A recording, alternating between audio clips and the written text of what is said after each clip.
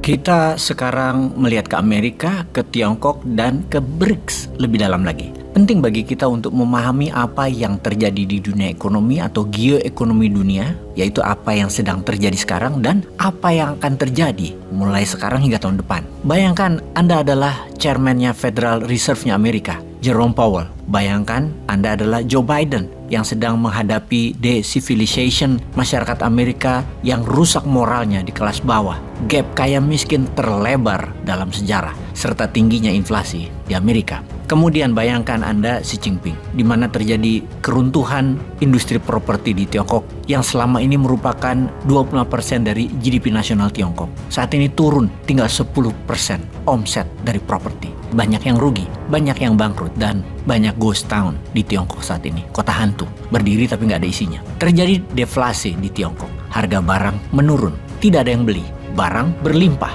uang tidak lancar berputar di Tiongkok saat ini. Kemudian bayangkan Anda adalah Putin yang terus memerlukan uang untuk menutupi biaya perang. Lalu yang terakhir bayangkan Anda adalah MBS Muhammad bin Salman yang lagi digoyang saudara-saudaranya atas posisinya sebagai putra mahkota yang dianggap otoritarian atau otoriter di saat MBS dirinya sedang mengubah country action Saudi Arabia dari petroleum country ke negara jasa terutama hospitality dengan membangun The Line, NEOM, dan The Cube, Mukab.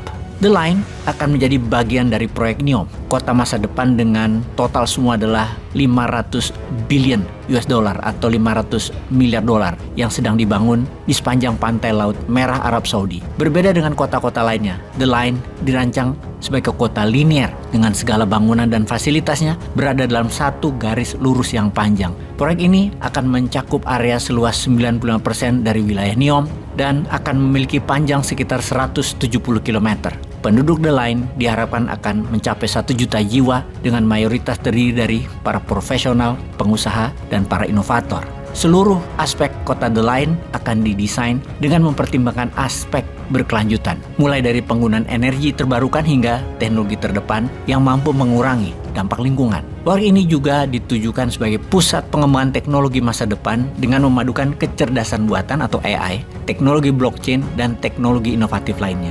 The Line akan menyediakan berbagai fasilitas dan layanan terkemuka seperti transportasi publik yang ramah lingkungan, sistem pendidikan dan kesehatan mutakhir, serta taman-taman hijau yang luas.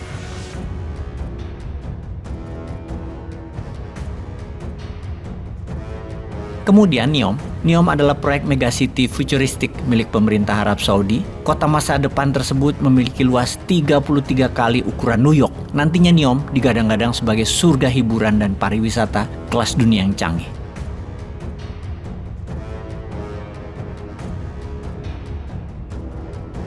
Kemudian ada Mukab. Mukab adalah proyek arsitektur Arab Saudi yang diusulkan untuk membangun gedung pencakar langit berbentuk kubus raksasa di Riyadh yang secara volumetrik dapat menampung 20 gedung setara Empire State Building. Ikon baru ini dibangun dekat ibu kota Riyadh, berbentuk kubus setinggi 400 meter, lebar 400 meter, dan panjang 400 meter. Akan menjadi tujuan perhotelan premium, termasuk atraksi, retail, budaya, dan wisata. Pembangunan Mukab sendiri merupakan bagian dari megaproyek Visi Saudi 2030 yang dicanangkan oleh putra mahkota yang juga Perdana Menteri Muhammad bin Salman. Proyek ini dibuat agar nantinya Saudi bisa tidak lagi ketergantungan dari minyak.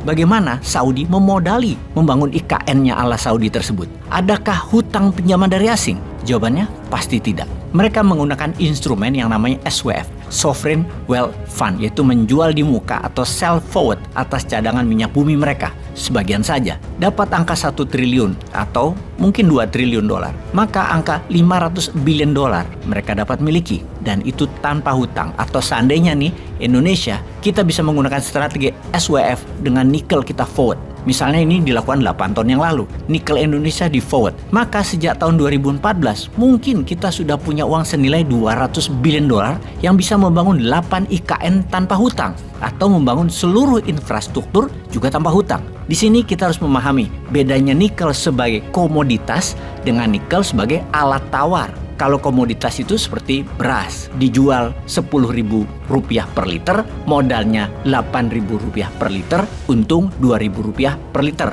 Itu namanya komoditas. Di nikel juga begitu selama ini. Nikel jadi komoditas. Tapi kalau pakai strategi SWF ala Saudi, kita forward seluruh nikel kita jual masih dalam kandungan tanah. Kita kasih kepada siapa yang mau pihak membeli, dibayar di muka, bukan dibayar di akhir. Kalau dibayar di akhir, kayak sekarang ini kita ngutang sampai sebesar 8.000 triliun seperti sekarang. Tapi asuh adalah beda mazhab jurus keuangannya. Sekarang nikel kita hampir habis, kita hanya dapat 10% doang dari pajak. Yowis, semoga berkah itu duit dimakan anak cucu siapa dah pejabatnya gua nggak tahu. Tapi untung kita punya banyak lagi mineral lain. Semoga pada faham yang menjabat ke depan di tahun 2024 ke sono ya. Jangan ikuti yang kemarin. Peace.